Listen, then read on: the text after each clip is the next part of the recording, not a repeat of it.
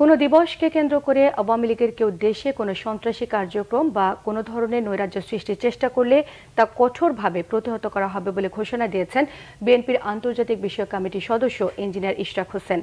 শেখ হাসিনা সরকারের গণহত্যা এবং তাদের বিচারের দাবিতে কেন্দ্রীয় কর্মসূচির অংশ হিসেবে দুপুরে রাজধানীর সদরঘাট এলাকায় বিক্ষোভ মিছিল করে বিএনপির নেতাকর্মীরা। এতে নেতৃত্ব দেন বিএনপির আন্তর্জাতিক বিষয়ক কমিটির সদস্য ইঞ্জিনিয়ার ইশরাক হোসেন। স্থানীয় নেতাকর্মী এবং ব্যবসায়ীদের নিয়ে বিক্ষোভ মিছিলটি সদরঘাটের বিভিন্ন এলাকা প্রদক্ষিণ করে। মিছিল পূর্ব সংক্ষিপ্ত জমায়েতে ইঞ্জিনিয়ার ইশরাক হোসেন বলেন, স্বৈরাচারী হাসিনা পালিয়ে যাবার পর তার দুর্নীতিবাজ ছেলে বিদেশে বসে দেশে কিভাবে নৈরাজ্য, অস্থিতিশীল পরিস্থিতি এবং সাম্প্রদায়িক দাঙ্গা বাঁধানো যায় তার ষড়যন্ত্র করছে।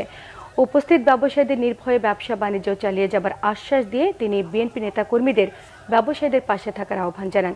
কোনো দলীয় পরিচয়ে কেউ এসে চাঁদা দাবি করলে সবাই মিলে তা রুখে দেওয়ার পরামর্শ দিয়েছেন ইশরাক।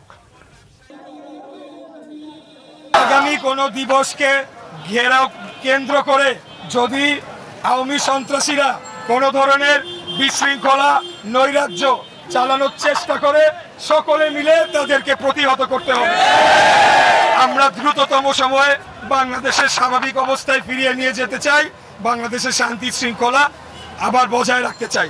এই যে পরাজিত শক্তি, এই ফ্যাসিস্ট হাসিনা এবং তার দুর্নীতিবাজ পুত্র জয় বিদেশে বসে চক্রান্ত করছে বাংলাদেশের মাটিতে আবারও একটি বিশৃঙ্খলা, ফ্যাসাদ তৈরি করে সেটার সুযোগ নিয়ে এই ছাত্র জনতার অভ্যুত্থান সেটিকে ব্যর্থ করে দিতে পারে কিনা সেই অপচেষ্টায়, সেই কুচক্রান্তে লিপ্ত হয়েছে।